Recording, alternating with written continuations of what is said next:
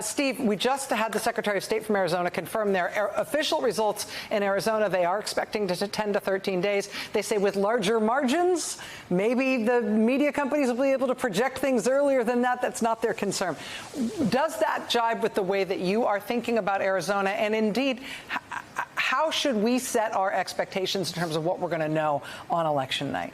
Yeah, I think Arizona is the state, if it's suspenseful and if the Electoral College math is depending on Arizona, and add to that Nevada, one of those two states, it's going to be a while. If it's close in those states and the electoral math depends on it, for the reasons you just heard in that interview, and it's fairly similar in Nevada, too, just in terms of it's a ton of mail-in ballots that they do not all get counted on election night or the day after, and it becomes a days-long process. So if the count is very close, if there's a possibility of the result changing as those days of subsequent mail-in voting counting take place, those states won't be called. If they're crucial to the math, we'll be waiting on them like last time around. That's the long game scenario, I think. But in the other battleground states, the 5 eastern battleground states, a bit of a different story potentially from 2020. Let's take you through Tuesday night, 7 o'clock Eastern time. The polls are going to close in Georgia. This will be the first battleground state where we start getting results, and we expect we will get a lot of results. In Georgia, they can pre-process the mail ballots, the absentee ballots. Those can be pre-processed. So they don't,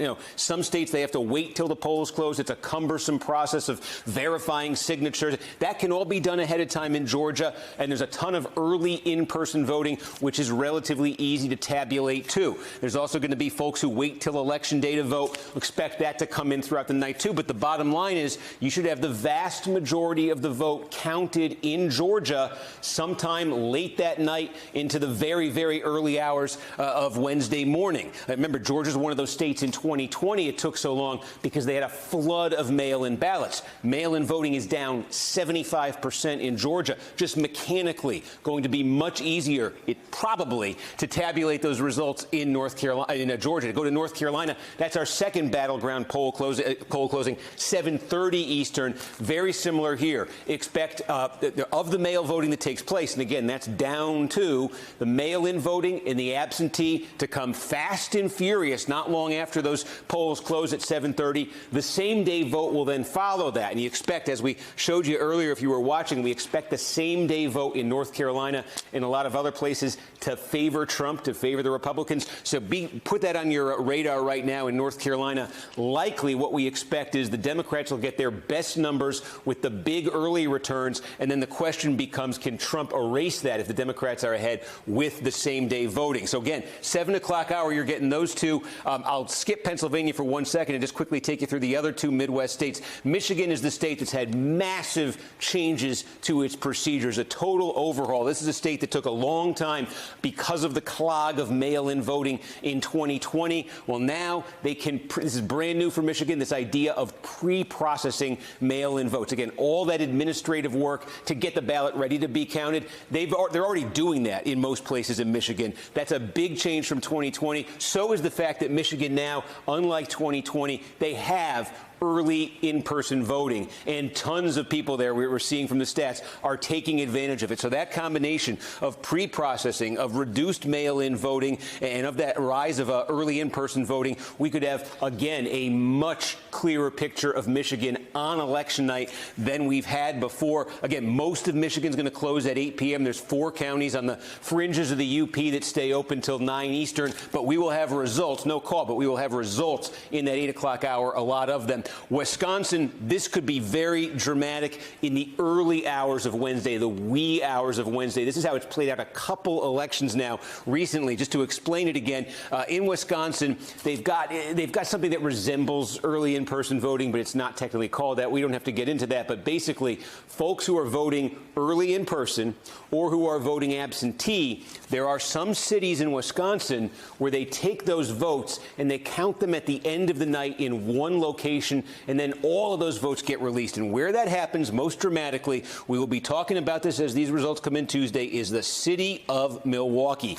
All of the votes cast before Election Day are counted after everything else is counted. This usually happens like 2, 3 in the morning, maybe a little earlier if they're quicker, and then it all gets reported out. Huge Democratic city, biggest city in Wisconsin. Wisconsin. We have seen in recent elections Republicans leading late and having that absentee early vote release from Milwaukee, putting the Democrats ahead. That happened with Joe Biden. It was the moment in 2020 when I realized Biden had shifted to the advantageous position over Trump. It was when Trump had about a 20,000 vote lead in Wisconsin, about 4 in the morning. That Milwaukee batch came in. Biden went ahead, realized that Biden was probably going to win Milwaukee. Pay attention for that. If it's close to everywhere else in Wisconsin, we are going to be waiting on that, and that's going to be a very significant moment in this election. And I'll just land here. I left Pennsylvania because Pennsylvania is the biggest wild card when it comes to the timing of this. Remember, in 2020, it was Pennsylvania that ultimately resulted in the election being called about 11:30 in the morning Saturday. What was that because of? Pennsylvania, for the first time, COVID emergency 2020, did vote by mail, and they were flooded with vote by mail, in part because Pennsylvania does not have that early in-person voting. So you're either voting by mail or you're voting on election day. There's a little bit of a shift in that this year, but again, that's the broad contour of it. The key, though, again, Pennsylvania did not change its laws. Part of the problem in 2020, all those mail-in votes, they had to wait till the election day to start going through them administratively. It just took forever.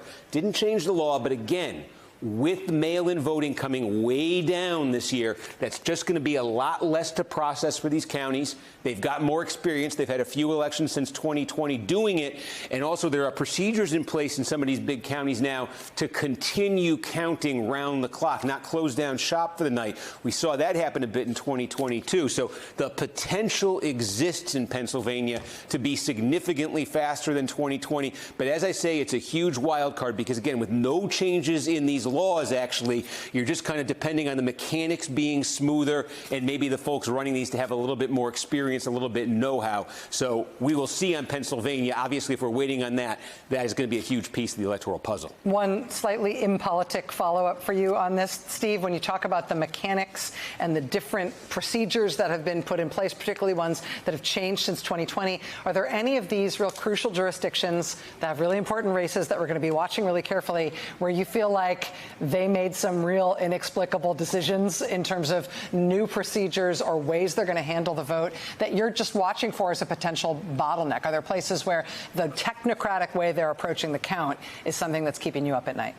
Yeah, there's a couple things that were giving some concern to some election officials that are being held up by courts right now that I think could have been wild cards in this. There's a procedure in North Carolina, basically, about the early in-person voting that might have that delay. I mean, I'm talking like 15, 30 minutes there. I should say there is a change that I think is good in Pennsylvania. I say there are no big changes, but there's one in terms of just public knowing what's going on in Pennsylvania at midnight on election night. Even if there's all these uncounted mail-in votes, they have to now tell you, these counties do, how many total mail-in votes they have. So we will know at midnight, if this is all goes to plan, we will know what the universe is beyond that of mail-in votes to be counted. That was a bit of a mystery as that whole process played out in 2020. So from a transparency standpoint, if that is what we end up seeing, we'll have a little bit of clarity even if we don't have the votes in Pennsylvania. Fascinating. That's very helpful, Steve. Thank you very, very much. Yeah.